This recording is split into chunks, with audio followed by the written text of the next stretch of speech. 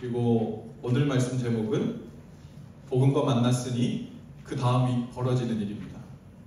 복음과 제대로 만나서 그 눈을 응시하고 내가 만난 복음이 글자가 아니고 교리가 아니고 논리가 아니라 인격이신 복음의 실체이신 예수님이구나 하고 만나면 그 다음에는 무슨 일이 벌어지냐면 그 복음의 실체이신 예수님께 끌려다니는 삶이 시작돼요. 끌려다니는 삶, 이끌리는 삶이 시작됩니다. 제대로 복음과 만나면요 그 은혜에 훅이 걸리게 돼 있어요. 할렐루야. 이단에 잘못 걸리는 훅 말고 예수님께 제대로 걸리면요 행복하고 즐겁고 소망 있고 풍성한 하나님 나라의 삶으로 훅이 걸려서 이것이로구나, 여기가 천국이로구나, 바로 이게 이런 삶이구나 하는 삶으로 이끌리게 되어 있죠. 복음의 메인 사람이 바로 그 다음에 이어지는 삶이, 저를 한번 따라해 보십시다. 성령의 메인 삶.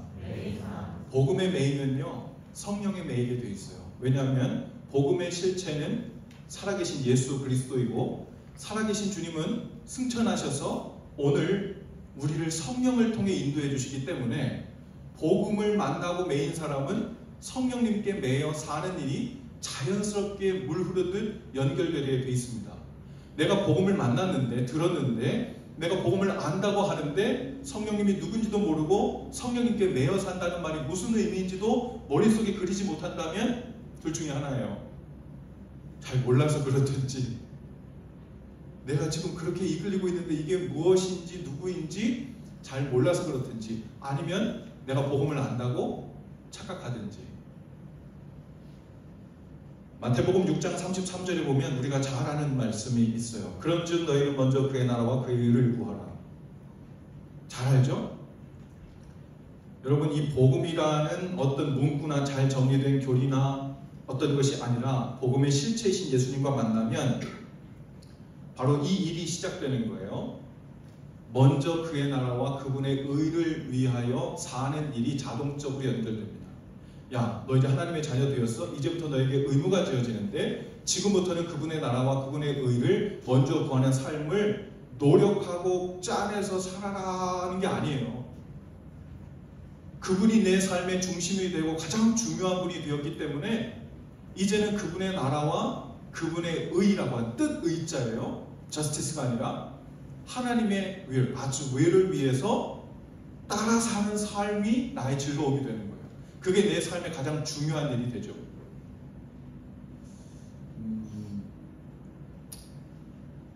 우리가 복음이신 예수님과 만나면 우리가 무엇을 발견하게 되냐면 비로소 내가 누구인지 알게 된다고요. 어제 우리 이야기하면서 제가 노래방 가다 무릎 꿇은 얘기 했잖아요. 베드로도 고기 잡다 무릎 꿇었잖아요. 그리고 눈에 보이진 않았지만, 성경에 나타나진 않았지만 그때 무슨 일이 일어난 거냐면 베드로는 그 순간에 내가 누구인지 본래 참 자아를 발견하게 된 거예요. 아, 나는 죄인이구나.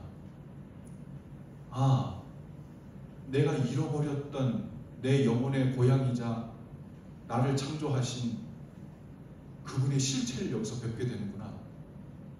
내가 누군지를 알게 되고 내 앞에 있는 그분이 누군지를 알게 되는 거예요. 거기까지만 경험되면 그 다음은 자연스럽게 이어지게 돼 있어요. 아, 내가 잃어버렸던 집 나갔던 탕자구나. 세상이라는 산속에서 혼자 헤매다가 길 잃고 있었는데 예수님께서 하늘 보자 버리고 이 땅에 오셔서 온 산의 세상을 뒤져가지고 나를 찾아낸 잃어버렸던 어린 양이 바로 나구나.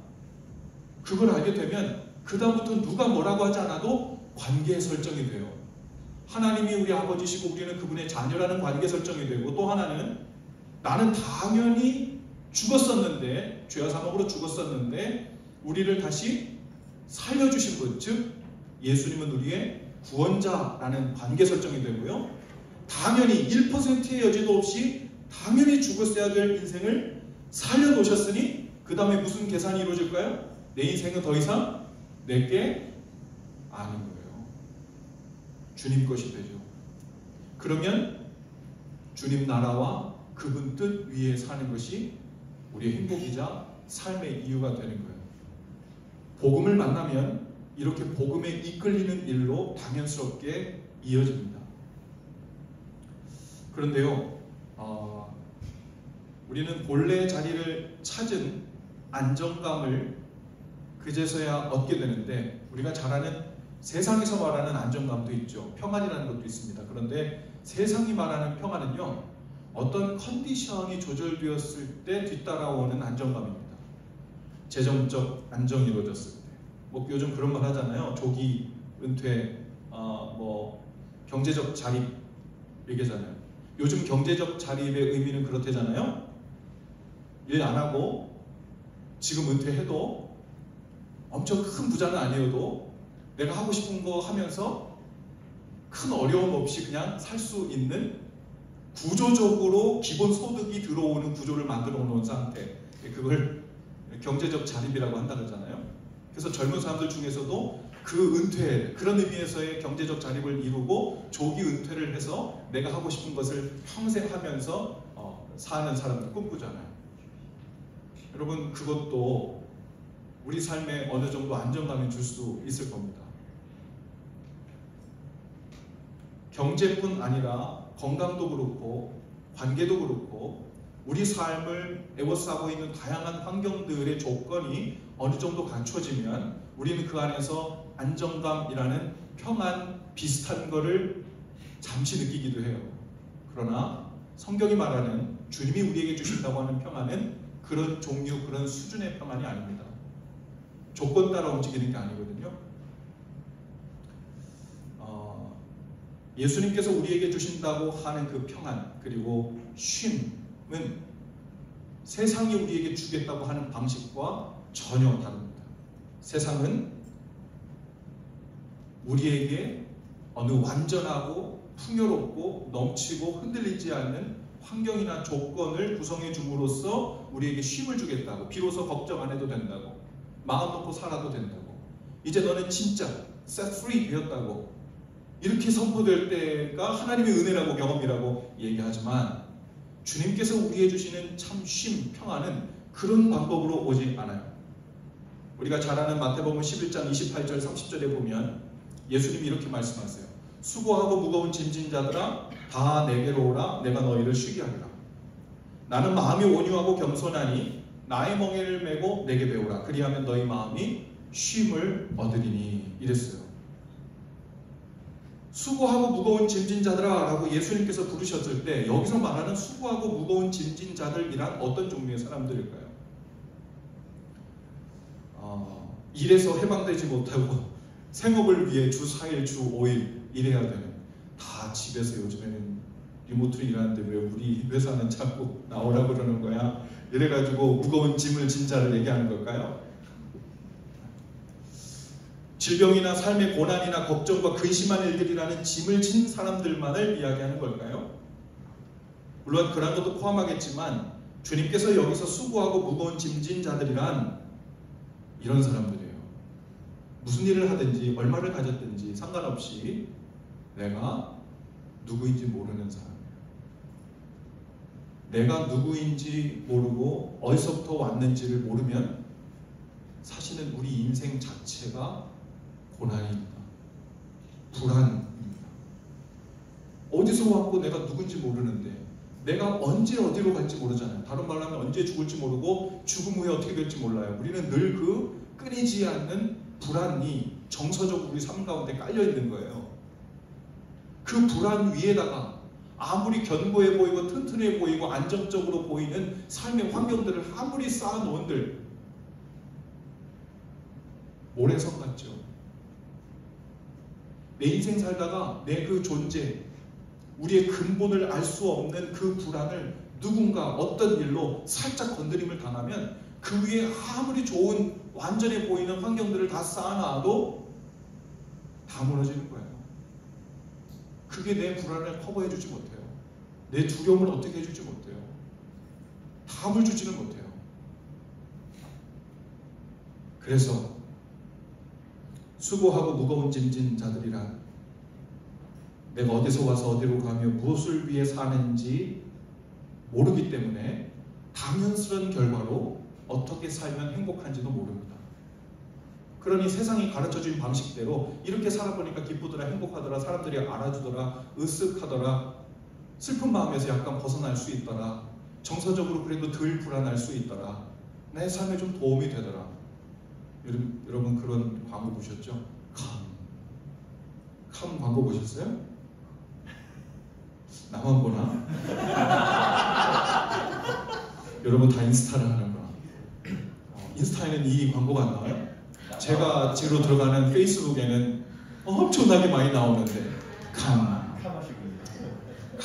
하면서 잠이 안 오십니까? 잠이 안 올 때 들어보세요. 캄. 여러분 앱 이름이에요. 앱 이름. 발음이 안 좋았나? 네. 캄한 삶을 살고 싶은데 인생이 우리를 가만 안 두잖아요. 캄하게. 그렇죠? 자꾸 뒤흔들고 불안하게 만들고 근심 걱정하게 만들잖아요. 그게 얼마나 모두가 인식할 정도로 편만하게 퍼졌으면 이렇게 유명한 인기 파퓰러 앱이 캄이라고 나옵니까? 이게 인기 있다는 말은요, 그만큼 캄하지 못한 세상이라는 증명하고 있는 거거든요. 그런 니즈가 많다는 얘기니까. 정반대를 얘기하고 있는 거잖아요.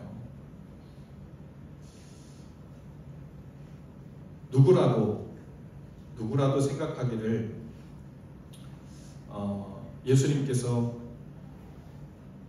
나의 멍에를 메고 내게 배우라 라고 말할 때 쉼을 얻어야 되는데 멍에를 메면 쉼을 얻는다고? 라는 말이 잘 이해가 안 가야 돼요.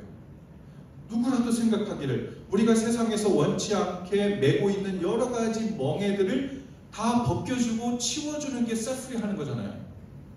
그러면 쉼을 얻는 거잖아요. 그제서야 우리는 자유하게 되었다고, 복음이 나에게 실현되었다고 생각해야 되잖아요. 일부 맞는 얘기긴 해요.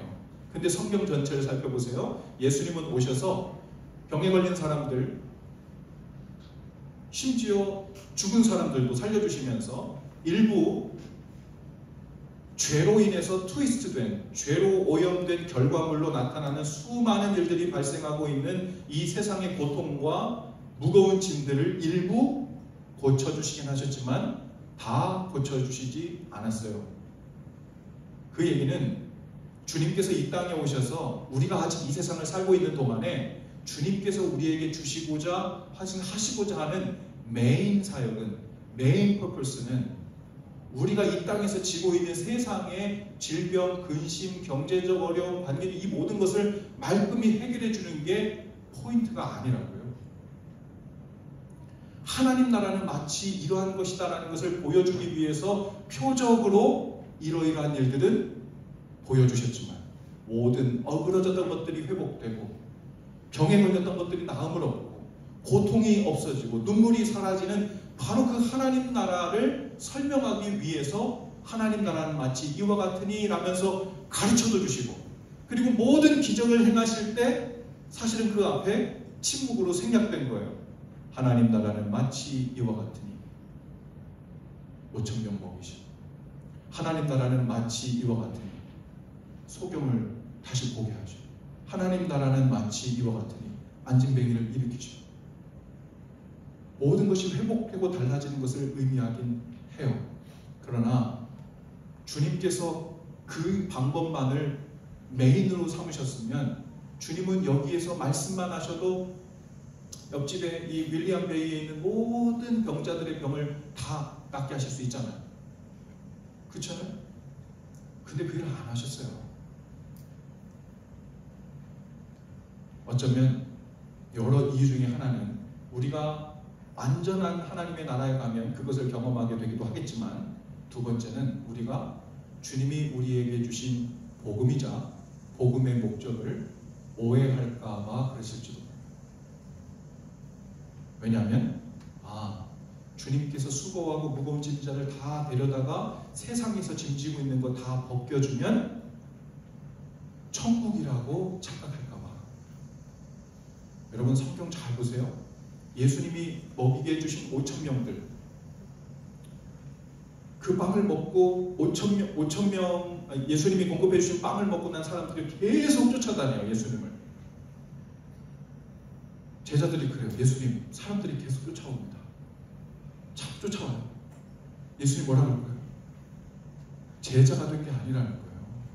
저 사람들이 나를 쫓아오는 거는 먹고 배불러서 또 먹고 싶어서 찾아오는 거지, 내가 그 일을 통해서 보여주려고 했던 하나님 나라의 표적, 내가 메시아라는 표적, 내가 천국 복음을 위해서 이러한 일을 하고 있다는 그 표적을 보고 온 게 아니라는 거예요.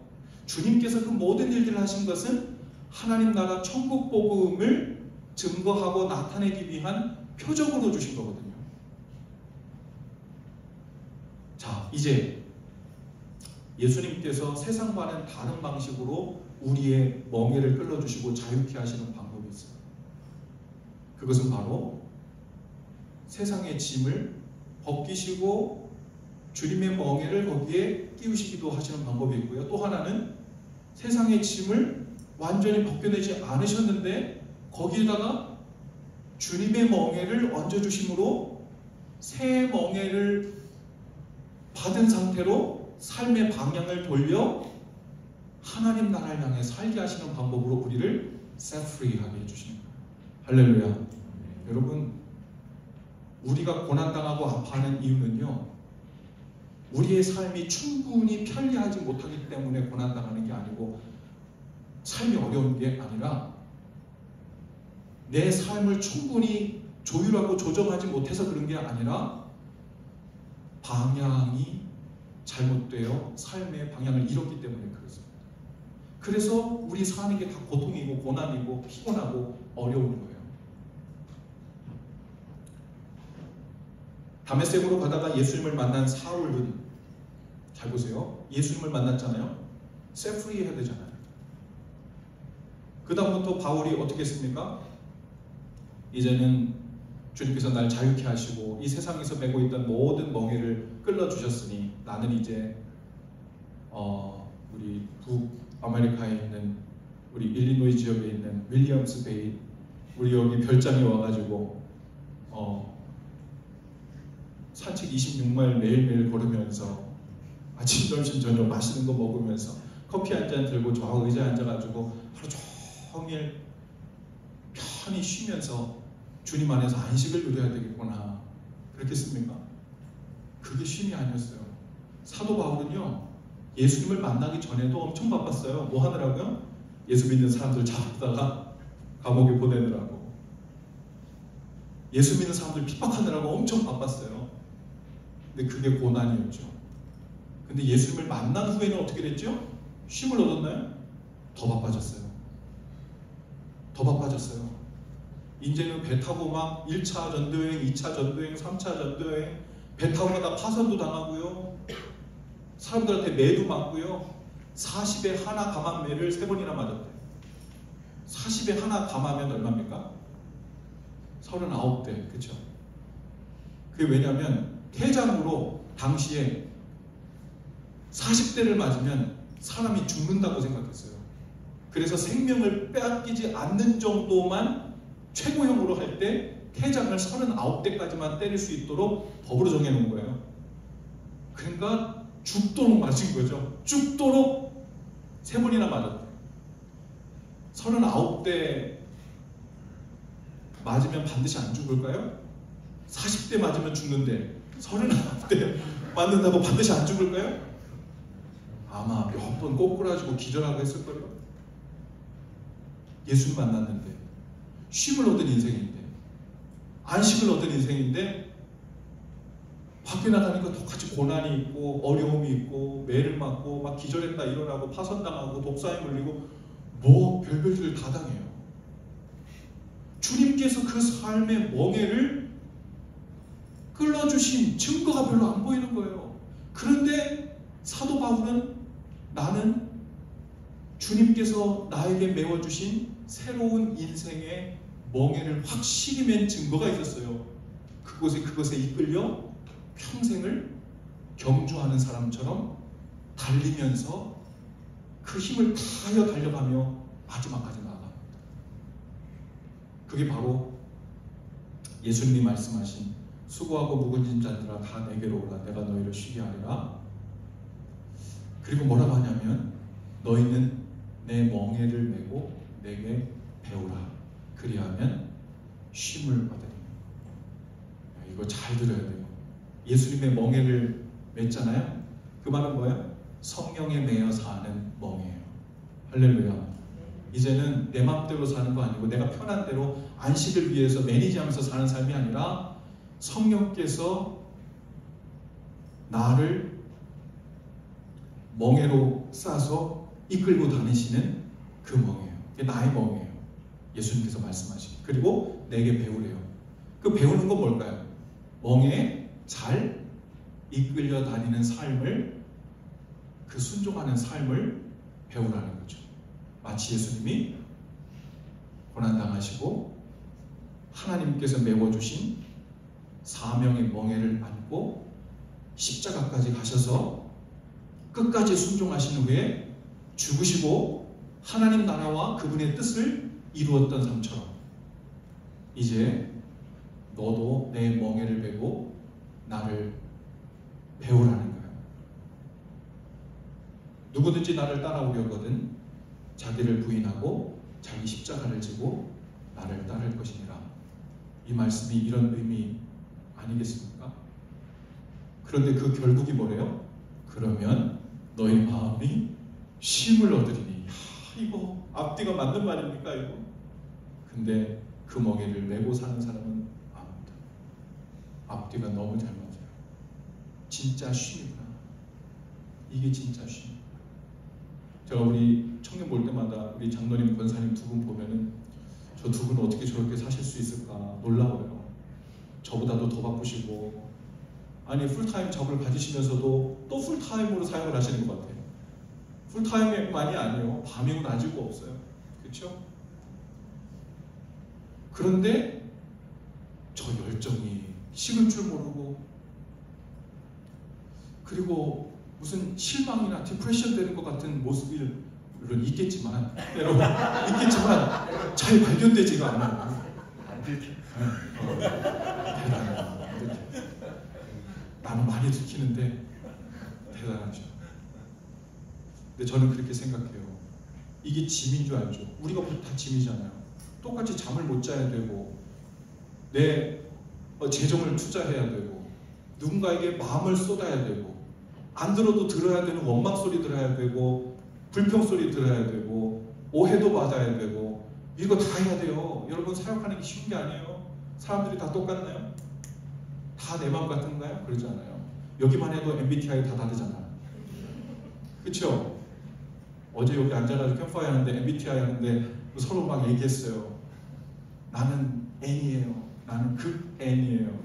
여러분 저는 초극 N이에요. 초극 N 90% 이상이에요. 저는. 여러분 그러면 어떻게 될까요? 제가 설교하거나 무언가를 하고 일을 진행할 때 S인 사람들은 엄청 불편할 거야. 목사님 왜 일을 저런 식으로 하시지? 저래가지고 목회가 되겠나? 이런 생각을 하시겠지 당연히.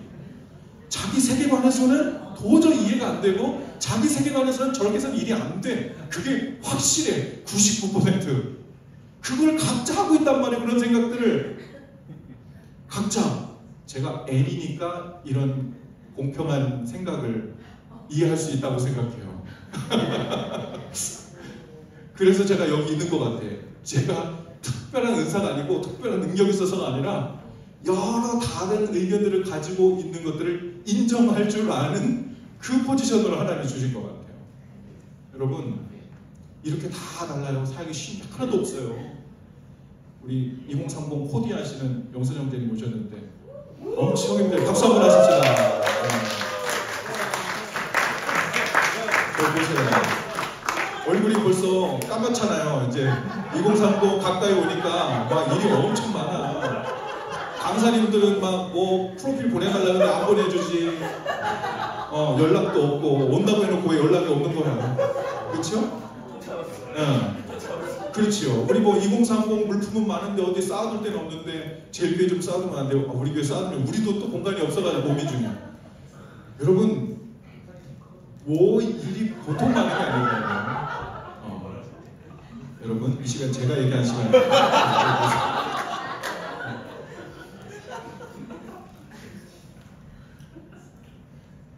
일이 이렇게 간단하지가 않아요. 주님의 사역이라는 게요, 거룩한 일, 큰 방향은 목적이 있지만 우리 생각에는 그렇게 대의를 정하고 주님을 향한 방향성을 전하고 아멘하고 딱 달려가면 홍해가 쫙 갈라지듯 대로를 닦아놓으셨을 것 같잖아요. 아니요.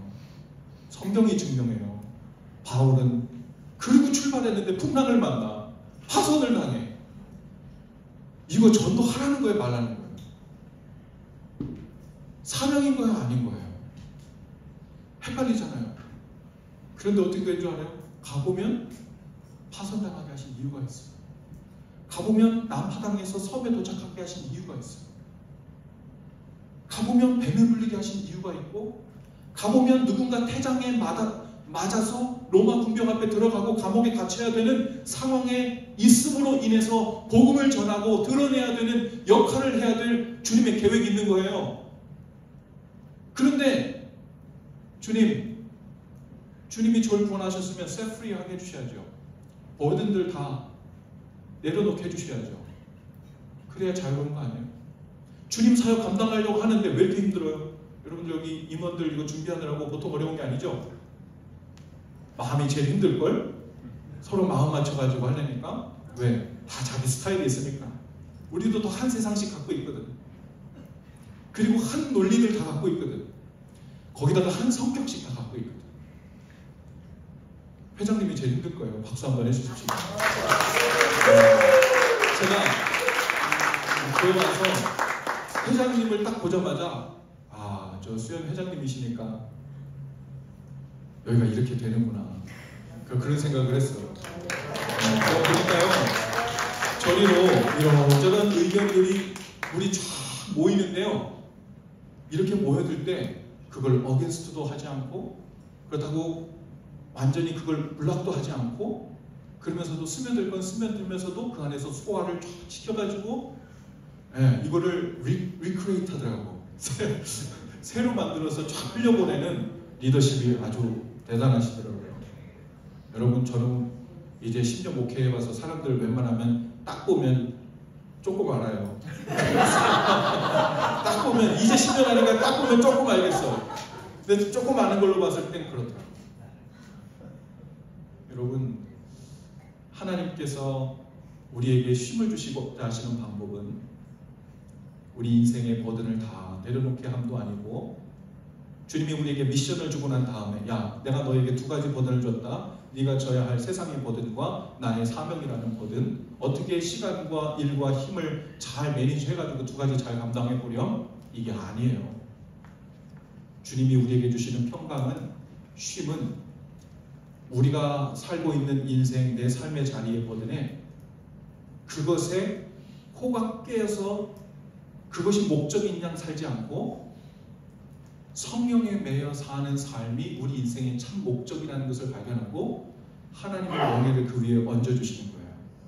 그리고 그 길을 가도록 인도하시고 감당할 힘을 주시고, 때론 고난이 필요하면 고난도 겪게 하세요. 어떤 고난은 피하게 해주시지만 당해야 되는 고난은 당하게 하십니다. 그 일을 통해서 우리를 빚으시기도 하시고 성숙하게도 하시고 무언가를 깨닫기도 하시거든요. 여러분이 이제 이 정도 살아봤으면 아실 거예요. 어떤 거는 공부만 해서는 못 깨닫는 게 있어요. 어떤 거는 좋은 길만 다녀서는 못 깨닫는 게 있어요. 어떤 거는요, 하나님 앞에 마음이 다 무너져 내리고 낙심이 될 정도로 고꾸라져서 엉엉 울고 나서야 조금 번뜩이도 깨닫게 되는 일들이 있어요. 그 자리까지 가지 못하면 못 깨닫는 일들이에요. 그 자리까지 가지 않으면 안 보이는 주님의 옷자락들이 있어요. 주님께서는 그 일을 위해서 때로 우리를 풍랑도 만나게 하셨다가 태장도 만나게 하셨다가 때로 어떤 질병도 만나게 하셨다가 회복의 경험도 하시고, 때로는 그것을 베어링하고 그걸 품고 안아서 절뚝이면서 주님의 길을 계속 가게 하시는 분도 있죠. 사도 바울에게 육체의 가시를 주셨대잖아요. 보통 힘든 가시가 아니었대. 어떤 사람들은 그 사도 바울이 가지고 있었던 육체의 가시가 안질 눈병이라고도 이야기하고, 어떤 학자는 간질병이라고도 얘기해요. 생각해 보셨어요, 여러분? 간질병이라면 발작 일어나잖아요. 거품 물고 갑자기 쓰러져서. 지금은 우리가 병명을 이렇게 구분도 하고 하지만 그 당시에는요, 그런 현상을 보이는 건 다 귀신 쓰여졌다고 생각했다고 해요. 그러니까 사도 바울이 복음 전하다가 생명을 전하고 부활하신 주님의 그분의 능력을 얘기하고, 이 사람이 막 죽은 사람도 일어나고 병도 낫고지고 놀라운 기적과 막 이런 걸 행하는데 갑자기 그 사람이 간질병 해가지고 막 발버둥을 치고 그래요. 이거 선교에 도움 되겠어 안 되겠어?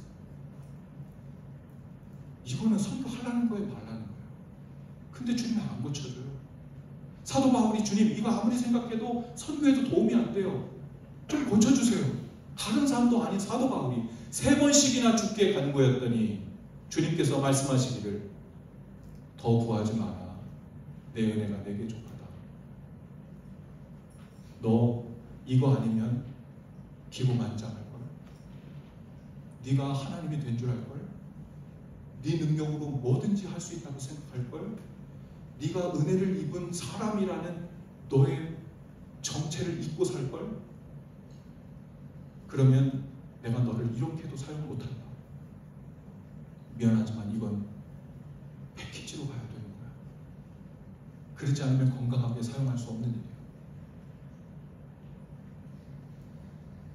아마 여러분의 삶에도 패키지처럼 주신 일들이 있을 거예요. 주님, 제 삶에는 왜 이런 burden, 이 짐이 있어서, 이 멍해가 있어서 이거를 왜 끌어주시지 않으시나? 이것만 벗겨주시면 제가 더 빨리 주님 기뻐하시는 모습으로 달려갈 수 있을 것 같은데, 이게 걸림돌이 되어서 제가 앞으로 믿음으로 나가지 못하잖아요. 그런데 어쩌면 주님의 생각은 좀 다를지 몰라요. 오래전부터 이미 말씀하셨지만 때로는 우리가 알면서도 인정하기 싫을 때도 있고, 때로는 알지만 그 길을 갈 용기가 없을 수도 있고, 주님께서 우리에게 맡겨주신 그 성령에 매여 사는 볼든, 성령에 매여서 하나님 나라 복음을 가르치고 교회를 세우고, 그리고 이번에는 사도 바울이 예루살렘으로 가게 됩니다. 오늘 본문 말씀에 보니까 성령이 가르쳐서 자신을 이제 예루살렘으로 오라고 그러는 거예요. 근데 성령이 또 가르치시기를 그곳에 가면 결박과 환란이 기다리고 있대. 너 예루살렘 가면 사람들이 당신을 묶어가지고 끌고 다닐 거야. 환란 당할 거야. 핍박 당할 거야. 주먹으로 또 맞고 다 할걸. 이상하죠? 성령님은 2가지 마음을 다 주셨다는 거예요. 성령의 메인이 2가지예요. 첫 번째, 예루살렘에 가서 복음을 전해야 된다. 2번째, 그곳에 가면 결박과 환란이 너를 기다리고 있다. 그래서 바울이 가는 곳마다 예언자들이 와가지고 바울한테 이렇게 얘기해요. 바울 선생님, 내가 기도해 보니까 성령께서 당신이 예루살렘에 올라가면 이런 결박과 환란을 당한다고 하더이다. 그러니 가지 마십시오. 이래요. 가지 말라고 뜯어 말려요. 그런데 바울이 이럽니다. 그래도 그걸 모르는 바 아니지만 나는 성령에 매여 그 길을 가야 한다고 얘기합니다. 성령님께서 우리에게 그분의 말씀과 마음을 보여주실 때는요, 편한 길인가 안 편한 길인가, 고난이 있나 없나, 이거 분별해가지고 좋은 쪽을 선택하라고 주시는 게 아니에요. 주님의 뜻이 무엇인지를 그저 가르쳐 주시고 할 일이 무엇인지를 가르쳐 주시는 거예요. 그리고 그 여정에 동행하시겠다는 거예요. 그리고 감당하게 하시겠다는 겁니다. 그리고 하나님의 뜻을 이루시겠다는 거예요. 그 여정에 함께 가겠느냐, 이걸 물으시는 거예요. 그게 바로 복음을 만나고 성령의 매임이라는 멍에를 얻고 예수님처럼 순종하는 법을 배우고 하나님 안에서 참 쉼을 얻고 안식을 얻어 사는 사람들의 라이프 스타일입니다. 그러니까요, 예수 제대로 만나고 삶의 방향을 제대로 설정한 사람들은요, 바빠요, 피곤해요, 육체적으로. 안 그럴 수가 없어요. 왜요? 늘 가운데 거룩한 부담이 있어요. 그런데 이것은 나를 고통스럽게 하는 부담이 아니라 나로 하여금 잃어버렸던 나를 되찾고 무엇을 위해 살아야 될지 몰랐는데 무엇을 위해 살아야 되는지를 깨닫게 된 그 방향성을 알고 가는 길이기 때문에 저변, 파운데이션이 꽉 차 있는 모래성이 아니라 제대로 된 파운데이션 위에서 살게 되는 거예요. 그리고 그 모든 여정을 동행해 주신다는 확언입니다. 그 방향성만 딱 잡으면 무슨 일을 하든 어디를 가든 열매가 얼마나 있든 없든 그 인생은 성공한 인생이 되는 거예요. 할렐루야. 여러분 성공하고 싶죠? 성공하고 싶을 거예요. 하지만 성공의 기준을 바로 알지 못하면 엉뚱한 성공 기준에 휩쓸려서 세상의 멍에를 메고 성공인 줄 알았지만 그게 고통인 줄 모르고 끌려다니며 살게 돼 있어요. 여러분 젊을 때 이 방향을 발견하고 주님께서 주시는 참된 우리 영혼에 쉼을 주시는 멍에를 메고 주님께 나아가실 수 있게 되기를 바랍니다. 한 청년이 있었는데 그 청년이 아프리카 선교사로 가려고 지망을 했어요. 어디가 아파서 치료도 받고 또 아프리카로 가려고 수속 절차를 다 끝내고 마지막으로 출발을 확인하려고 뉴욕에 갔는데 거기서 그만 선교사로 갈 수 없다는 판정을 받습니다. 그 이유는 그의 와이프였던 부인이 아프리카의 기후에서는 도저히 살 수 없는 몸의 체질을 갖고 있는 거예요. 그래서 이 청년이 부인과 함께 고향 집으로 돌아옵니다. 큰 실망이 됐죠. 하나님을 향한 헌신과 각오를 단단히 하고 갔다가 이게 무슨 일인가 하고서는 실망된 마음에 돌아온 거예요. 그리고서는 이 길이 주님께서 인도하셨나 싶어서 그곳에서 그럼 내가 주님께서 주셨던 마음을 위해 할 수 있는 것은 무엇인가 하고 생각하다가 돈을 벌기로 결정합니다. 돈을 벌어서 아프리카 선교사들을 위해서 하나님 나라 사역을 위해 보내기로 결단을 했대요. 그래서 선교사로 가지 못하지만 선교사를 돕겠다는 일로 열심히 일을 했대요.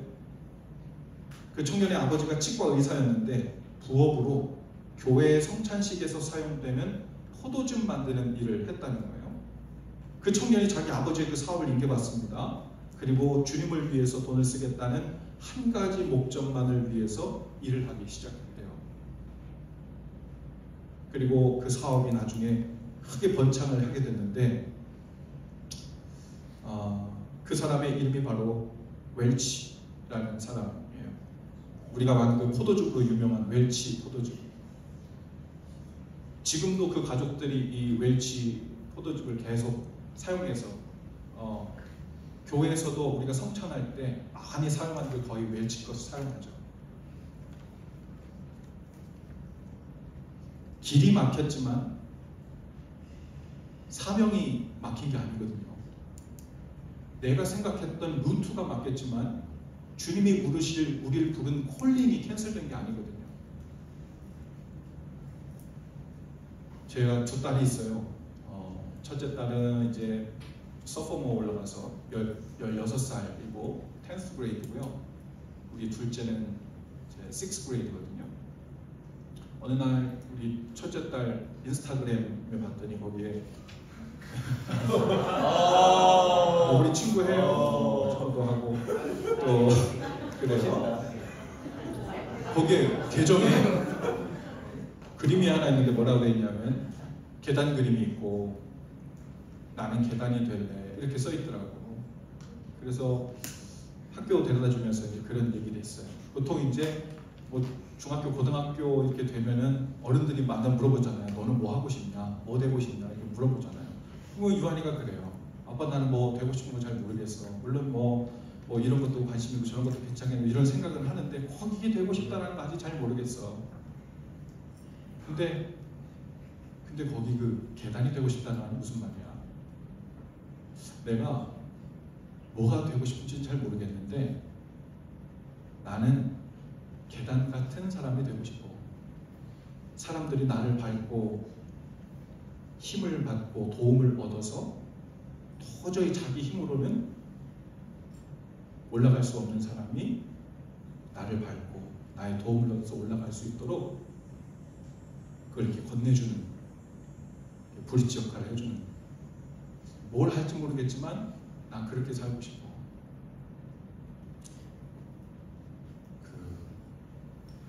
그래서 제가 얘기했어요. 그럼 됐어.